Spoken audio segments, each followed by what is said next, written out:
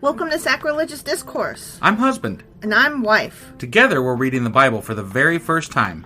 We grew up without religion and wanted to know what all the fuss was about. Well, what have we learned so far? That God is a dick, and apparently some people believe in talking donkeys? We're not trying to pass ourselves off as experts. Nope, we're just reading the Bible for the first time and giving our first take reaction. If you'd like to join us in this venture, you might consider starting at episode 1. Otherwise, jump in wherever you like. All right, let's go read the Bible. Yeah, let's get to it.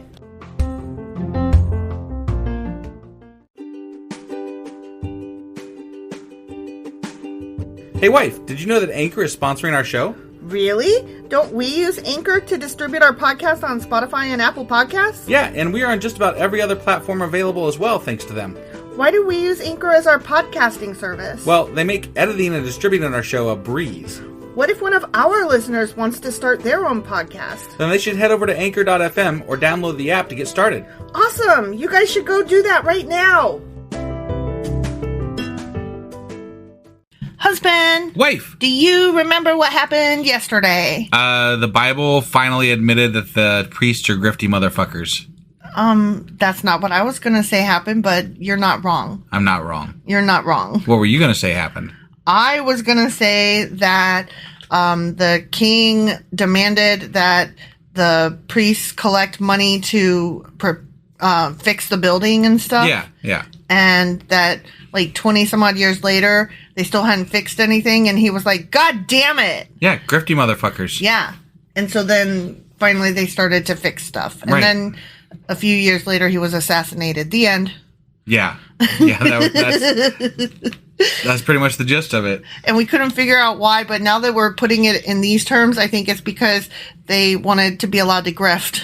I mean, it seems that might be possible. The whole chapter was about fix this shit and stop grifting. Do you remember how they said he was good with God? This guy was good with God, right? Sort of. But then not really, kind of, sort of. Because maybe? He didn't get rid of the other altars to Baal. We can't make him be perfect, so he didn't do this thing. Yeah. And then he got assassinated. So we're done. Yeah. Okay. Yeah. So anyway, that was 2 Kings chapter 12. It was. And today we're getting into 2 Kings chapter 13. Let's do this. Okie dokie.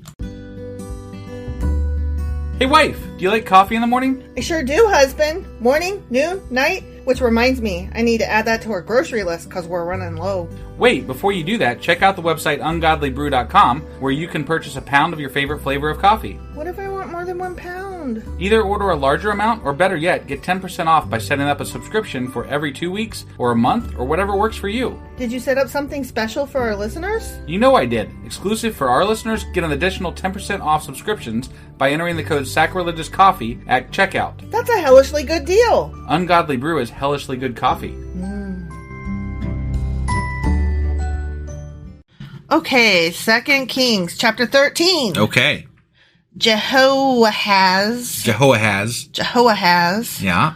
Son of Jehu.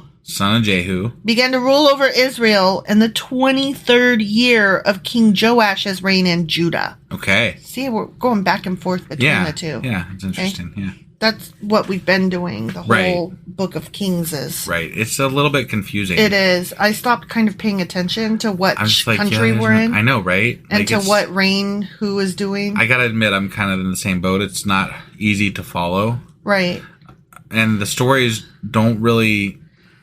I don't understand why they're saying, this guy in Judah did this, and then in Israel, this guy did that, and then in Israel, this guy did this, and then in Judah, that it just seems kind of pointless. Yeah. Right? Okay, so what?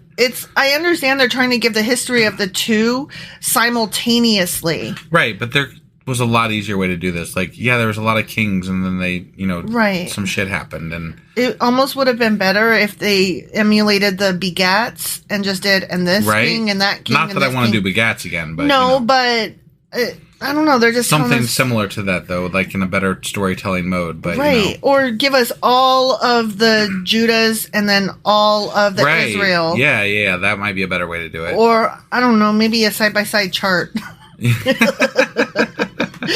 Because I feel like that's what they're trying to do is give us a side-by-side chart. But because we're only reading a chapter per night, I don't know where we are in the chart anymore. Right. And I'm like, I don't care which country we're in. Judah, Israel, whatever. Right. Not to be rude, if it's important, they'll tell us, right? Well, not to be rude, but I don't really see much of a difference because it's all the same. And they're the same people that are just, like, at odds with each other currently. Right. And don't they kind of, like, wrap it back up together at some point? I think so. I mean, there certainly is an Israel now, so... Right. I mean, at least, at the very least, they wrapped it up by now. Yeah. Somewhat, so, I guess. I don't know. It just seems like who cares? Right. Which, I mean, that's kind of where I'm at. Like, I'm just here for the stories, man. Yeah. Like, I don't really care if this event happened in Judah versus Israel. It just doesn't seem very relevant to, like, the whole religion aspect of this. Right. And so, again, I'm not trying to be rude. I just don't care. Right. No, I get you. I'm finding myself lacking, like, blah, blah, blah. Like, it's just, like, in one ear and out the other. Kind of like how when I used to read history a long time ago when I was in school and I just didn't really care. I mean, I like history, but this is not told in the way that I like. No, that's what I mean. So, this I don't know. This harkens back to my school days when it's like, try harder. You know? This is just like memorize these kings in this order and for no reason and everything. And then, I think that's what it is. For no reason. Right. You know? There's no payoff. Right. Who cares? Okay. Anyways, this one king guy over here, he reigned in Samaria 17 years. Okay. This Jehoahaz guy. Jehoahaz. Yeah. Got it. Okay. I know haven't we talked about him before? Because I was like, Jehoahaz what?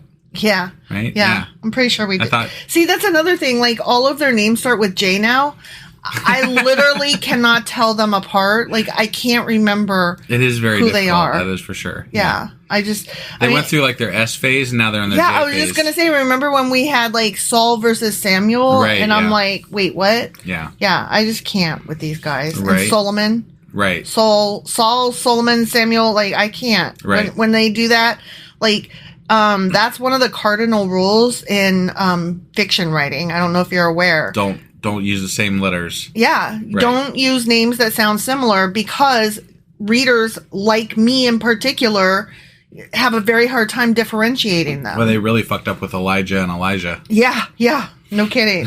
I mean, nowadays, if you read a book and they have similar names, it's on purpose. Right. Because there's something to the fact that they have names that can be easily confused. Yep. And you know that it's the Chekhov's gun of fiction, you know? Got it. You know it going in. Right. But, okay, sorry. Off topic because I'm bored. Yeah. But he, Jehoahaz, did what was evil in the Lord's sight. Oh, no. He followed the example of Jeroboam, son of Nebat. You know, I also am a little sick of that because it doesn't seem to matter either. No. Like, it doesn't matter whether they're good or evil. They all die. They all get assassinated. And, They all aren't David. Yeah, and, like, God will team up with good or bad. It doesn't matter. It's like, willy-nilly. There's no rhyme or reason to, like, what they're doing. Cares? It's like, yeah. I mean, you tell me he's evil, it's like, I'll be the judge of that. What did he really do? You know? I mean... Because you know what? You told me that this guy was good, and he didn't strike me as so good. So I guess that's another thing. Like, I have a hard time believing you. And generally, the evil comes down to them worshiping, Baal or some other god. Right? And it's exactly. Like, well, I don't really give a fuck. So. Yeah, that doesn't hurt me. I don't care. So... The good weren't that great, and the bad weren't that evil, except for when they killed a lot of people and raped and had slaves. Yeah. So, I don't know. Whatever.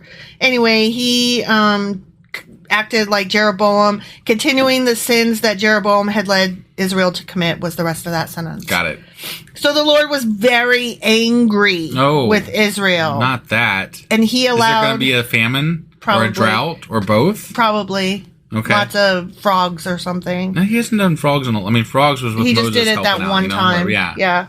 He allowed King Hazael of Aram and his son Ben-Hadad to defeat them repeatedly. God damn it. Why would you need them to defeat you repeatedly? Wouldn't they just enslave you after the first time they defeat you? They kept going to war, and they kept losing. Okay. That's all. All right, but apparently not bad not bad enough to lose. No, they would just bad enough to pack it up and go home, and then put on their snowshoes. Or maybe they were the other side was let's finish them off another day. Yeah, let's just toy with them for a bit and see what happens. The new season of Game of Thrones or whatever is on. You said that the last episode. We gotta get home to watch TV. Yeah, right. Oh, you're saying okay. That's what I'm saying. I gotcha. Yeah.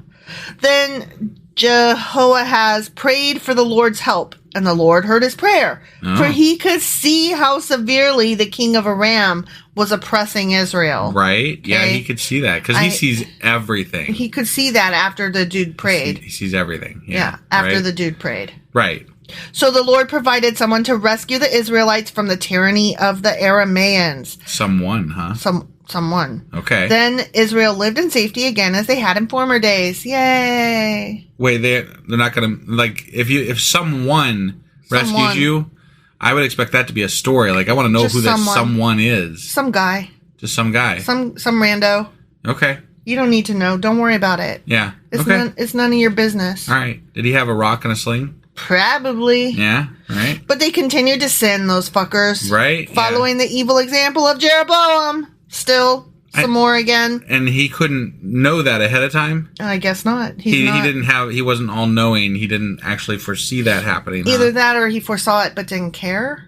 Okay. I don't know. So, you're allowed to, be bad in God's eye and then He'll pray help you, one day and just be like, dude, I need some fucking help, man. And then he'll help you. And then you still and get then you sin. just go away again and you're like, I'm going to be bad again. Sorry, bye. Yay! Being bad is awesome. Right, yeah. They also allowed the Asherah pole in Samaria to remain standing. Oh, damn. Womp womp.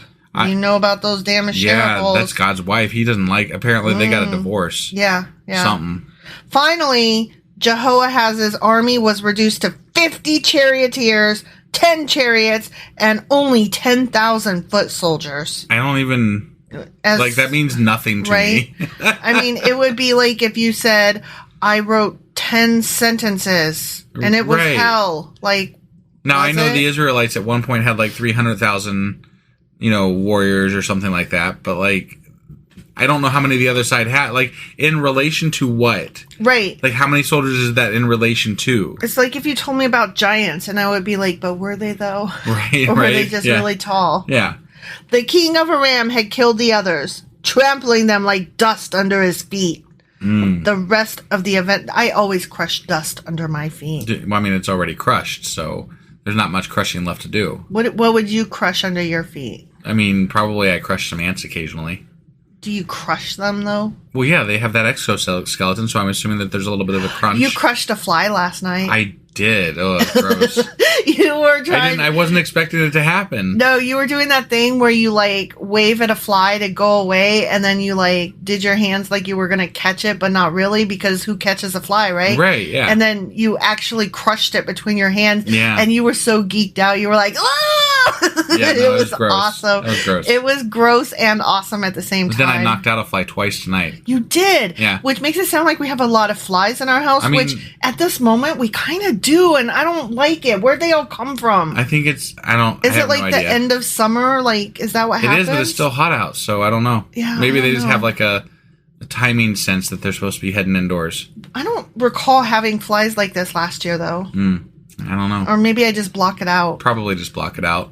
We don't have flies all the time, you guys, just so you know. No, no. We don't have, house of flies. It's just, I don't know, the last week we've had some flies in here. Right. It ain't cool. Yeah. I'm so sorry. This is so boring that I just keep going off topic. I noticed. Okay. Yeah. Get it together. The rest of the events in Jehoahaz's reign, everything he did, and the extent of his power are recorded in the book that we don't have listed there at the end of that sentence. The end of the sentence is blank. The Chronicles of Kings or Kings of Chronicles. The Kingly Chronicles of Kings. Yeah, that. The chronically kingship. Yeah. Things. Yeah. Okay. They're recorded there. When Jehoahaz died, he was buried in Samaria. Then his son Jehoash became Jehoash? Jehoahaz. Went from Jehoahaz to Jehoash. No, you know what? I apologize. I mispronounced that. It's Jehoash, but still Jehoahaz to Jehoash. That's so, like, it's just so boring. Like, how...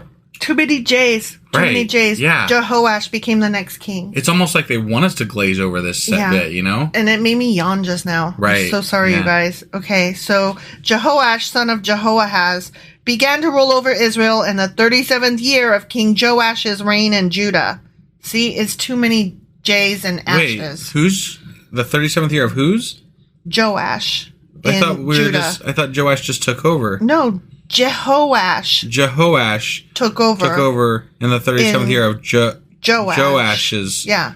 Jesus Christ. That's what I'm saying. That's some fucking bullshit right there. It's garbage. That is garbage. Okay, when I rewrite this book, I'm giving them different names. Yeah. Like, I don't know, but like, I don't know how I'm going to do this, but I'm going to name them something different, like Larry and... You know what? You should just have asterisks. Or that. You said asterisks. Help me. It's asterisk. Asterisk. Thank you. Oh my God. It's how I grew up. I don't know. I got no. I just will never forget that time we were at your mom's house and you and your mom and your brother were talking about some business thing. Yeah. And you kept saying, all three of you were asterisks. And I finally just exploded and I said, oh my God, you guys, it's asterisk. And all three of you looked at me like, what the fuck is wrong with you? You know what? You say anyways all the fucking time. I say anyways, but I say anyways on purpose because it irritates you. Yeah, and really also does. It is such an Ohio thing. And then I read this beautiful poem and this woman talked about the Midwest and how it like harkens back to her people and anyways. Yeah. And also Jack O'Brien on the Daily Zeitgeist. He was the co-founder of Cracked. But anyway, on the Daily Zeitgeist, he always says anyways. Yeah. Because he lived in Ohio for a bit too. Right. And I just love it. Live and grew up here my whole life and I don't say anyways. You don't. But you said crown instead of crayon. So fuck off. And also, let's just stop right there. Stop right there. Got you. Yeah. So I won that round. Yeah. Just so you know. Okay. Uh-huh. Anyway, this dude reigned in Samaria 16 years. But he did what was evil in the Lord's sight. He refused to turn from the sins that Jeroboam, son of Nebat, had led Israel to commit, and the rest of the events in Jehoash's reign and everything he did, including the extent of his power in his war with King Amaziah of Judah, are recorded in that one book that we're not allowed to know. Yeah. When Jehoash died, he was buried in Samaria with the kings of Israel. Then his son Jeroboam II. Seriously? Yep. Seriously? Became the next king. Why? Yep. Why? I can't tell you These why. These people are so dumb. I can't tell you why. Oh no, baby. I can't tell you why. You just needed to break it down a song there. That's from the Eagles. You are the Eagles. You know the Eagles better than I do. I only know. I definitely know that song, but I wouldn't. I only know break it out, the songs from the Long Run. Ah, okay. That one album, my parents played over and over and over again, and so I know all the songs on that, and it's the best. The end. Got it. Forever. Yeah, right. Okay. So next section. Yep. Okay, we're gonna learn a little bit more about Elisha. Oh, okay. All right. When Elisha was in his last illness, King Jehoash of Israel visited him and wept over him. His last illness. That's an interesting way to put that. He had so many illnesses. But this is the last one. He's gonna fucking die. Look, this is the last time you're gonna get sick. Okay? This is your last illness, my guy. No more. But maybe I don't want it to be my last illness. This is your last fucking illness. I don't... You don't get any more. This is your last one. Did God let him know this was going to be his last illness? Well, is that how they know? Apparently it was his last illness, and I don't know if he knew it beforehand. Okay? Yeah. My father, I see the chariots and charioteers of Israel, he cried. Elisha told him, get a grip. Just kidding. He didn't say get a grip. He said get a bow and some arrows. Yeah. And the king did as he was told. Elisha told him, put your hand on the bow. On the bow. On the bow. Are we being euphemistic here? I don't think so, but you know. So real bow, not real bow like dick. Okay. I mean that. Put your hand on my dick. You're the only person that got from Bo to dick there. But I guarantee you somebody else was thinking it. Before you made that a thing just now. I guarantee you that somebody else thought, put your hand on my dick instead of put your hand on my bow. All right. Okay? Yeah, okay, all right. I know that at least one other person, you guys help me out here. I know that one other person thought that. Okay. Okay, put your hand on my bow. Elijah laid his own hands on the king's hands. Then he commanded, open that eastern window, and he opened it. Yeah. Then he said, shoot! Shoot. So he shot an arrow. Okay. Elisha proclaimed, this is the Lord's arrow, an arrow of victory over Aram, for you will completely conquer the Arameans at Aphek. Boom. Is he gonna shoot the king with that one arrow and that's gonna be it? I don't fucking know. Okay. This is stupid. I mean, it is. I'm sorry. Right. Then he said, now pick up the other arrows and strike them against the ground. That seems stupid. Right. So the king picked them up and struck the ground 3 times. But the man of God was angry with him. You should have struck the ground 5 or 6 times, you dumbass, he exclaimed. Seriously? Then you would have beaten Aram until it was entirely destroyed. Oh my God. Now you will be victorious only 3 times. Oh my God. Then Elisha died and was buried. Could you imagine? It's like if I said, baby, tell me you love me. Okay, let's do this. Baby, tell me you love me. I love you. You should have told me you loved me 10 times, not just one time. Yeah. Now I'm only going to fuck you once instead of 10 times. I mean, right? That's what that amounted to, right? How could you know? Right. It's so random. Yeah, I don't know. Baby, turn on the light. It's the light's on, darling. You should have turned it on 10 times. Now the DP&L bill is going to skyrocket and it's all your fault. Yeah. Or something. Right. Right? Okay, yeah. Okay. Groups of Moabite raiders used to invade the land each spring. Yeah, that's spring raids, it's a thing. Spring raids. Yeah, that sounds like a type of deodorant or It should, yeah. Moab, spring raids. Rabes? Rabies. Yeah, I don't know. Yeah. Rabies. Okay. Once, when some Israelites were burying a man, they spied a band of these raiders. So they hastily threw the corpse into the tomb of Elisha and fled. Oh, damn. But as soon as the body touched... Wait.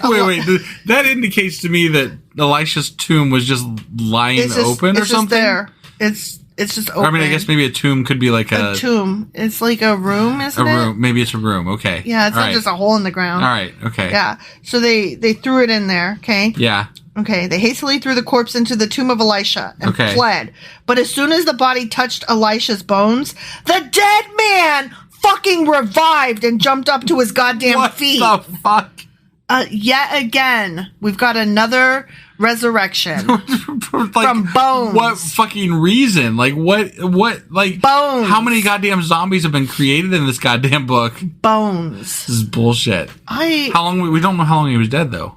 He was dead. Maybe it was only 3 days, like Jesus, Oh my gosh. No, they literally were like, oh shit, get rid of this body right quick. He had just died. Yeah. So yeah, King Hazael. No, the guy Elisha is the one that resurrected. No, the guy. Look, you misheard this. Oh, they threw the corpse of this person into the tomb of Elisha and fled. But as soon as the body touched Elisha's bones, the dead man revived and jumped to his feet. Oh wow! Yeah, just by touching Elisha's bones. Wow, that's some magic there. That's magic bones, right? Magic bones. Yeah. I misunderstood that. Sorry. I know you did. It was my bad. It was dumb. Why would you think that this body of this rando would bring Elisha back to life? That's what I was wondering. I don't know. No. But still, magic bones is still ridiculous. No, Elisha had magic bones. Right. And he brought... That's what I'm saying. ...this rando back to life. Yeah, that's what I'm saying. So rando is They're alive magic now. fucking bones. They brought this dude back to life. Yeah. King Hazael of Aram had oppressed Israel during the entire reign of King Jehoahaz. But the Lord was gracious and merciful to the people of Israel. And they were not totally destroyed. Not totally. That's good, just kind of. Sort of. He pitied them because of his covenant with Abraham, Isaac and Jacob. Oh, that's nice. He pitied them. Pitied them. Yeah. I hope they work their shit out. I always love it when people pity me. Don't you love it when people pity you? I feel bad for those dudes over there. I'm magic and have power. I wish they'd get their shit together. And to this day, he still has not completely destroyed them or banished them from his presence. I mean, that's actually true. To this day. To this day. King Hazael of Aram died, and his son Ben-Hadad became the next king. Then Jehoash, son of Jehoahaz, recaptured from Ben-Hadad, son of Hazael, the towns that had been taken from Jehoash's father, Jehoahaz. Fucking hell. Jehoash defeated Ben-Hadad on 3 occasions, and he recovered the Israelite towns. The end. That's great. That's great. When I go back through this and I make this a story that I can read, asterisks. I'm going to have to do like a search and find, replace, just so that I can understand what the fuck just happened. Yeah. And who all these fuckers are. I think that when we do our book, we should just unless it's names that we really need, but like in instances like this, you just Larry and John and no, not John. John's too Bible. Yeah, right, you're right. What about Geraldo? Yeah, sure, Geraldo. And, why not? Donald Tucker. Tucker. Yeah. There we go. We'll just replace all the names with like right wing assholes. Lindsay. Right. Yeah. Mitch. I love it. I love it. Yeah. This is perfect. So when we get to Second Kings, we got to remember, we'll just start right-wing assholes. Yeah, there we go. Oh, there's this one guy I listen to, Andrew Duffer, on YouTube, and he always calls Lindsey Graham Ladybug. And it makes me laugh so fucking much every time. He just calls him Ladybug. Yeah. It's cute. Yeah. Okay, sorry. Yeah, it is, off topic. Whatever. That was a lot of J's. That was so many J's, and you know what? I still don't care what happened that chapter, because except for the one guy coming back to life, it was just a bunch of like another king died, more fighting happened. Right. And Judah and Israel are still split, and they're at war with each other on and off. Again, and God is still like, whatevs. Yeah. I mean, right? Good, bad, meh, whatever. Meh. Yeah. This whole chapter was just meh. I pity them, so, whatever. Pity the fool. And on that note. Yeah, let's get on out of here. So that was 2 Kings chapter 13. Yep. And tomorrow we'll be back with 2 Kings chapter 14. We'll see you guys then. Boy.